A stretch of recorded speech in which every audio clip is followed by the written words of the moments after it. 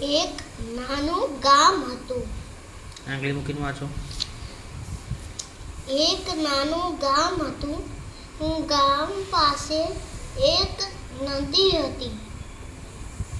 આ નદી ખૂબ જ સાંકડી હતી અને ઊંડી પણ હતી. ચોમાસામાં એમાં ખૂબ જ પાણી આવતું.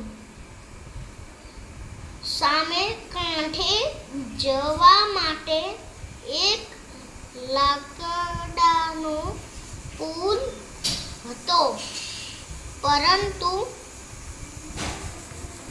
પુલને કઠેડો હતો, તેથી તેના પરથી ખૂબ જ સાચવીને જવું પડતું. ગામ લોકોને ખૂબ જ તકલીફ પડતી. પછી પડતી હતી. હા, કેમ ભૂલી ગયો? ગામ કેવડું હતું? એ નીચે લીટી છે, અહીંયા લખવાનું. સારું આ ચાલશે. હા, સારું આ ચાલશે.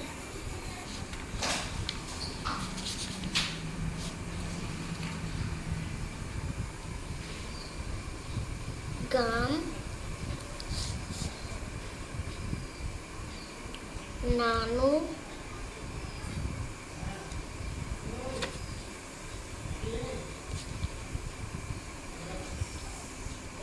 હતું.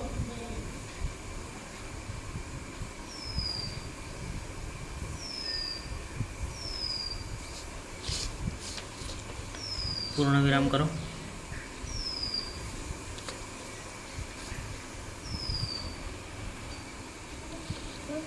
નદી ઉપર પુલ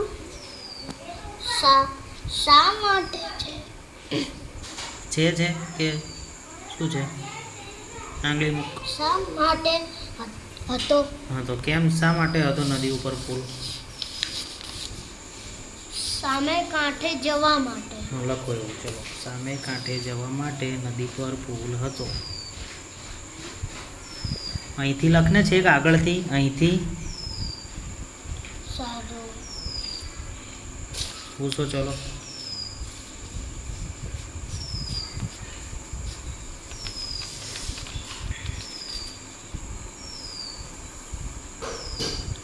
સામે કાંઠે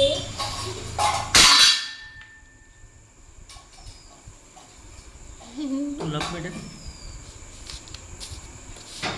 સામે કાંઠે કાઠ જ થયું ખાલી, અને કા ઉપર ટપકું આવે.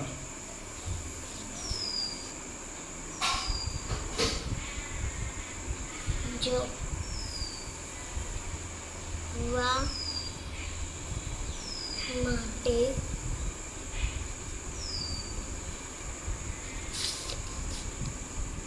નદી પર પુલ.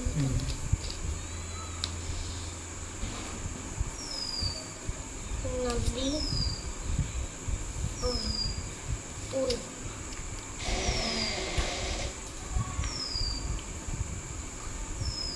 હતો.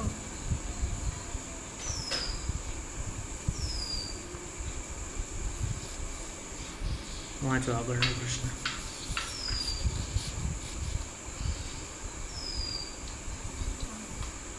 પુલ પરથી શા માટે સાચવીને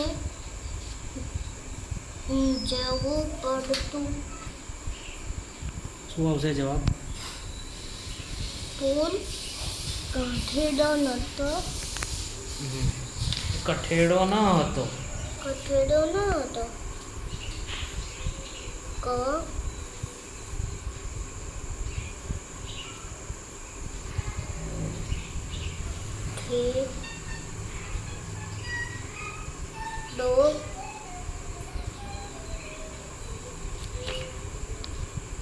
ન હતો.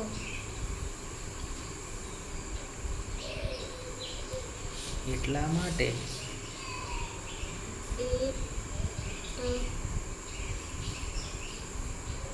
એટલા માટે સાચવીને જવું પડતું.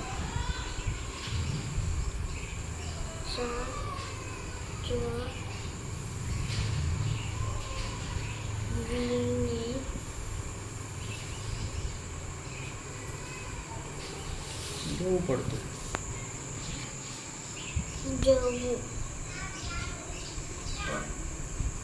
સેજ નીચે લખી નાખ. આવી જશે. આવી જશે. ઓકે, આવી ગઈ.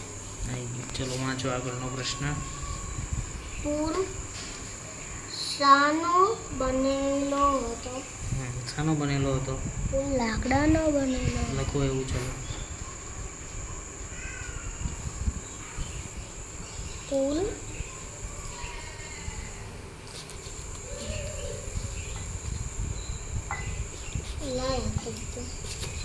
ખોલો કરી દેજે.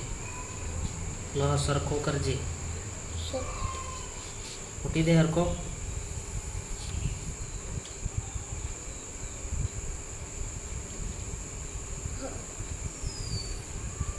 પુલ લા કો દાનો બને લો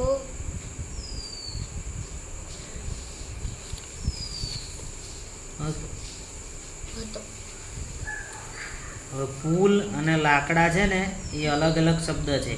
પુલ લાકડા કઈ આખો શબ્દ નથી.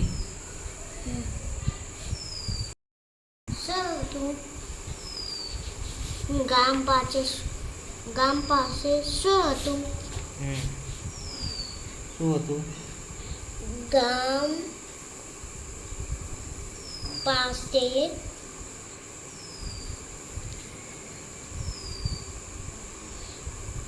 નદી હતી.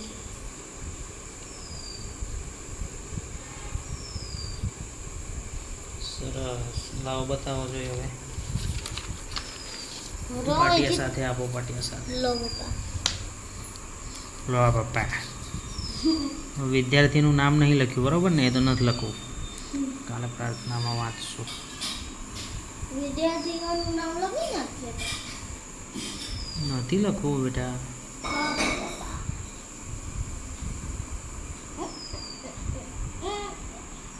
પહેલા પ્રશ્નો નતા આવડતા. પહેલા પ્રશ્નો નતા આવડતા. આવડતા હતા જ ને. પણ તમારે પૂછવું પડતું હતું ને. અત્યારે હવે આવડી ગયા છે.